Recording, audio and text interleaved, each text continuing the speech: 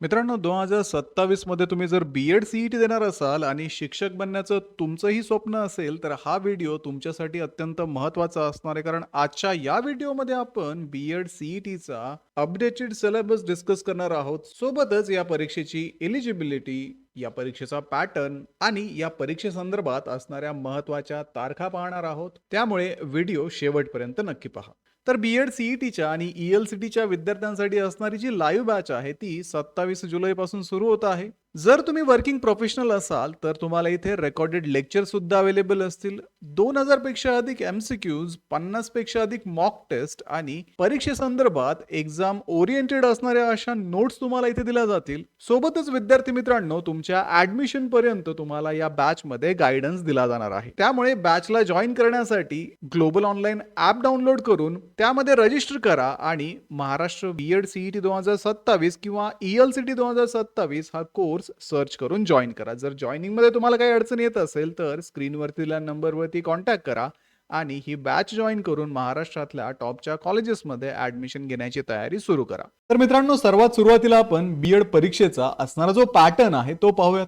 यामध्ये तुम्हाला ही परीक्षा ऑनलाईन पद्धतीने द्यावी लागते आणि या परीक्षेसाठी लागणारं जे मीडियम आहे ते मराठी किंवा इंग्लिश असू शकतं. त्यानंतर या परीक्षेमध्ये तुम्हाला टोटल 100 क्वेश्चन्स विचारले जातात. प्रत्येक प्रश्न हा 1 मार्कचा असतो, म्हणजे टोटल 100 प्रश्न तुम्हाला या परीक्षेमध्ये सोडवायचे असतात. हे सर्व प्रश्न एमसीक्यू पद्धतीचे असतात आणि हे 100 प्रश्न सोडवण्यासाठी तुम्हाला 90 मिनिटांचा वेळ दिलेला असतो. सोबतच या परीक्षेमध्ये कुठल्याही प्रकारची निगेटिव्ह मार्किंग सिस्टीम नाहीये. तेच जर आपण ई-एल-सी-टीच्या बाबतीत पाहिलं तर ई-एल-सी-टीचा ऑनलाईन आहे आणि या परीक्षेचा मीडियम फक्त इंग्लिश आहे. इथे तुम्हाला 50 प्रश्न विचारले जातात. प्रत्येक प्रश्न हा 1 मार्कला असतो आणि हे सर्व प्रश्न एमसीक्यू स्वरूपाचे असून तुम्हाला 60 मिनिटांचा वेळ या परीक्षेमध्ये असतो. या परीक्षेमध्ये कुठलीही निगेटिव्ह मार्किंग सिस्टीम नाहीये आणि जर विद्यार्थी मित्रांनो तुम्हाला तुमचं बी-एड इंग्लिश मीडियम मध्ये करायचं असेल तरच तुम्ही ई-एल-सी-टी ही परीक्षा द्यायची असते. अदरवाईज ही परीक्षा तुम्हाला देण्याची गरज नाही. आता विद्यार्थी मित्रांनो, जर आपण या परीक्षेचा सिलेबस पाहिला तर याच्यामध्ये तुम्हाला मेंटल ॲबिलिटी 40 मार्कला विचारलं जातं, टीचर ॲप्टिट्यूड 30 मार्कला आणि जनरल नॉलेज 30 मार्कला विचारलं जातं. अशा पद्धतीने हे 100 मार्क्स आणि ई-एल-सी-टी वाल्यांना 50 मार्कला इंग्लिश असतं. आता आपण या सर्व विषयांचा डिटेल सिलेबस पाहणार आहोत. तर सर्वात सुरुवातीला आपण टीचिंग ॲप्टिट्यूड किंवा टीचर ॲप्टिट्यूड हा विषय पाहूयात. या विषयामध्ये विद्यार्थी मित्रांनो तुम्हाला 30 प्रश्न विचारले जातात आणि या विषयामधून सीईटी सेलला एक्सपेक्टेड आहे की तुमची शिक्षण विभागाविषयी किती समज आहे, शिक्षणाविषयी तुमचा दृष्टिकोन काय आहे आणि तुमचे व्यक्तिमत्वातले असणारे गुणधर्म आहे ते तपासण्यासाठी हा विषय तुम्हाला परीक्षेमध्ये विचारला जातो. तर याच्यामध्ये तुम्हाला attitude towards education, student and teaching profession म्हणजेच शिक्षण, विद्यार्थी आणि अध्यापनाविषयी असणारा तुमचा दृष्टिकोन विचारला जातो.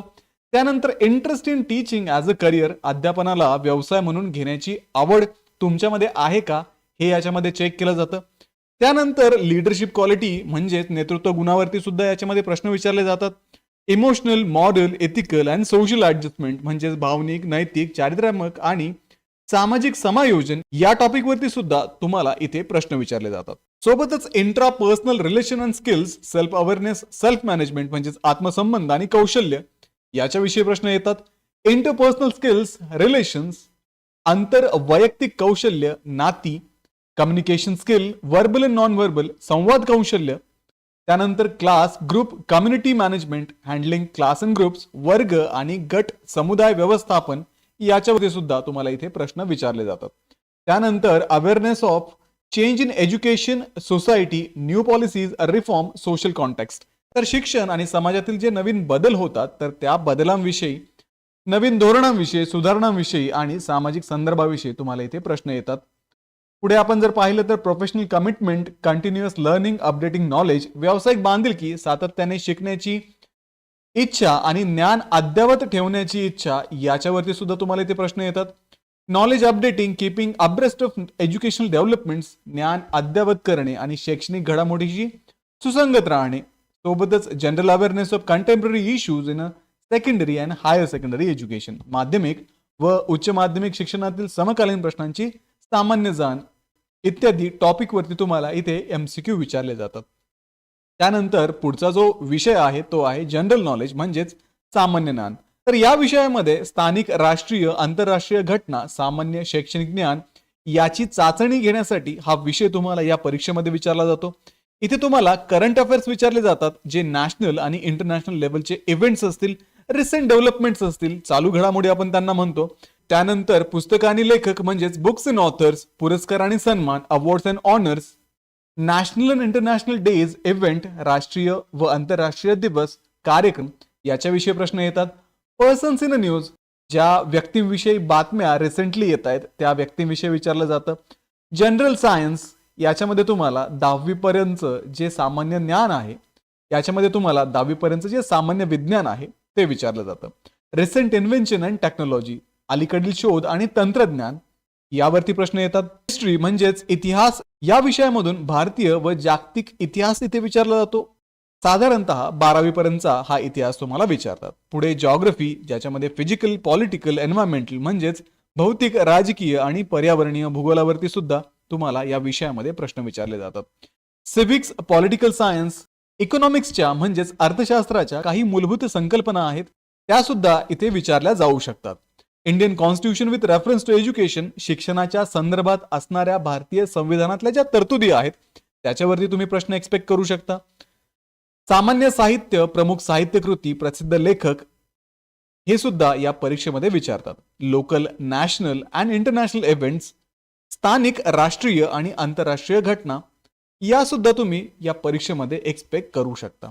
साधारणतः तुम्हाला जनरल नॉलेजमध्ये जे करंट अफेअर्स विचारले जातात ते गेल्या एका वर्षातले विचारले जातात. म्हणजे आतापासूनच तुम्ही या करंट अफेअर्सचं प्रिपरेशन सुरू करायला हवं. प्रत्येक महिन्याला तुमच्या नोटबुकमध्ये चालू घडामोडींच्या नोंदी करा आणि बातम्या ऐकण्याची आणि बातम्या वाचण्याची सवय आत्ताच करून घ्या, जेणेकरून करंट अफेअर तुमचं अपडेटेड राहील.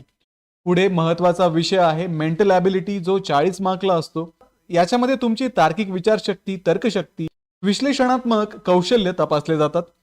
इथे तुम्हाला रिझनिंग ॲबिलिटी इन जनरल, सामान्य तर्कशक्तीवरती प्रश्न विचारले जातात. नंबर आणि लेटर सिरीज, आपण त्यांना संख्या व अक्षर मालिका म्हणतो, याच्याविषयी प्रश्न विचारतात. कोडिंग, डिकोडिंग वरती प्रश्न येतात. रिलेशनशिप मध्ये अनालॉजी असेल, कंपॅरिझन असेल, या टॉपिक वरती सुद्धा प्रश्न विचारले जातात. आणि हा विषय जो आहे तो प्रॅक्टिसचा विषय आहे. जेवढे जास्त एमसीक्यू तुम्ही सॉल्व्ह करणार तेवढा हा विषय तुम्हाला सोपा वाटेल. आणि त्यासाठीच ग्लोबल ऑनलाईनच्या लाईव्ह बॅच मध्ये आम्ही तुम्हाला 2000 पेक्षा अधिक एमसीक्यू प्रोव्हाइड करतो, ज्याच्यातून तुम्ही रेग्युलरली ते एमसीक्यू सॉल्व्ह करून या परीक्षेसाठी स्वतःला प्रिपेअर करू शकता. क्लासिफिकेशन किंवा ऑड वन आउट, वेगळा घटक शोधा, त्याच्यावरती प्रश्न विचारतात. सिलोजिझम असेल, वेन डायग्राम असतील, स्टेटमेंट अँड कन्क्लुजन असेल किंवा इन्फरन्स असेल, लॉजिकल अँड अनालिटिकल प्रॉब्लेम्स असतील, वर्बल, नॉन वर्बल रिझनिंग असेल, प्रॉब्लेम ऑन अ डाईस म्हणजेच पासा किंवा ठोकळ्या संबंधित प्रश्न येतात. पॅटर्न रेकग्निशन, तुम्हाला पॅटर्न ओळखता आला पाहिजे. त्यानंतर आकृत्यांवरती सुद्धा तुम्हाला इथे प्रश्न विचारले जातात, शेप्स, फिगर आणि सिक्वेन्स वरती. आता विद्यार्थी मित्रांनो, इथपर्यंत जे विषय होते ज्याच्यामध्ये आपण सुरुवातीला पाहिलं, टीचिंग ॲप्टिट्यूड असेल, जनरल नॉलेज असेल, मेंटल ॲबिलिटी असेल, हे 3 विषय बीएड जनरल सीईटी साठी महत्वाचे असतात. आणि या 3ही विषयावरती या परीक्षेमध्ये तुम्हाला प्रश्न विचारले जातात. आता ज्या विद्यार्थ्यांना इंग्लिश मीडियम मध्ये आपलं बीएड करायचं आहे त्या विद्यार्थ्यांना या 3 विषयांसोबत अजून एक ॲडिशनल विषय अभ्यासावा लागतो. तो विषय म्हणजे इंग्रजी. आणि त्या विषयामध्ये तुमचं असणारं जे नॉलेज आहे ते तपासलं जातं. तर तिथे तुम्हाला रिडिंग कॉम्प्रिहेन्शन वरती प्रश्न येतात, व्होकॅब्युलरी वरती प्रश्न येतात, ग्रामर मध्ये sentence formation, tense, article, preposition इत्यादी टॉपिक वरती प्रश्न विचारतात.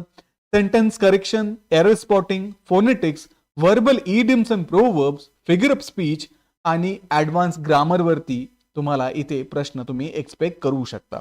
तर अशा पद्धतीने जे जनरल बीएड सीईटी देत आहेत ते 100 मार्कांची 3 विषयांची असणारी सीईटी देतील. आणि जे विद्यार्थी इंग्लिश मीडियम मध्ये आपलं बीएड करू इच्छितात त्यांच्यासाठी ELCT म्हणजे हा 4था विषय ऍडिशनल असणार आहे. तर या सर्व विषयांवरती ग्लोबल ऑनलाईनच्या लाईव्ह बॅच मध्ये तुमचे क्लासेस घेतले जातात. ते क्लासेस लाईव्ह स्वरूपाचे असतात, इंटरॅक्टिव्ह स्वरूपाचे असतात.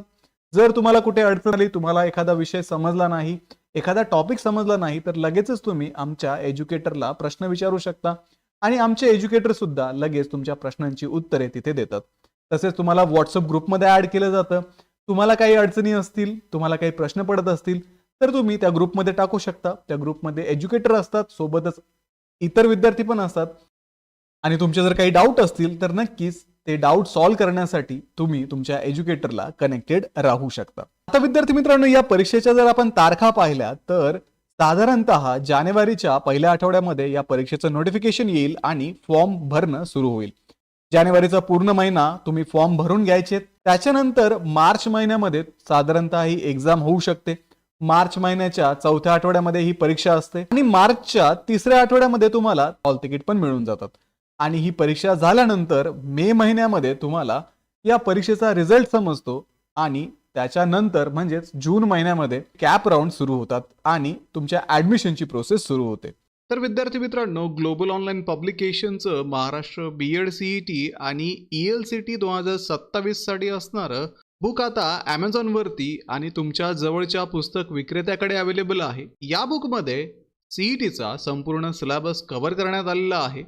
तसेच याच्यामध्ये तुम्हाला 3000 पेक्षा अधिक प्रॅक्टिस क्वेश्चन दिलेले आहेत. त्यानंतर लेटेस्ट एक्झाम पॅटर्ननुसार हे अपडेटेड आहे. सोबतच या बुकमध्ये तुम्हाला ॲक्च्युअल PYQ सुद्धा अवेलेबल असणार आहे. जनरली बुक्समध्ये मेमरी बेस्ड PYQ असतात, पण या बुकमध्ये तुम्हाला ॲक्च्युअल बीएड सीईटीचे आणि ELCTचे PYQs मिळतील. तसेच विद्यार्थी मित्रांनो, प्रॅक्टिस करण्यासाठी सॅम्पल पेपर्स आणि पॉइंट वाईज स्टडी नोट्स तुम्हाला या बुकमध्ये अवेलेबल आहेत. त्यामुळे डिस्क्रिप्शनमध्ये दिलेल्या लिंकवरती जाऊन आजच हे बुक ऑर्डर करा आणि आपल्या बीएडच्या प्रिपरेशनला सुरुवात करा. व्हिडिओला लाईक करा, तुमच्या मित्रांना हा व्हिडिओ शेअर करा. ग्लोबल ऑनलाईनला आत्ताच सबस्क्राईब करून ठेवा. भेटूया पुढच्या व्हिडिओमध्ये. तोपर्यंत एक्झामचं प्रिपरेशन सुरूच ठेवा. थँक्यू.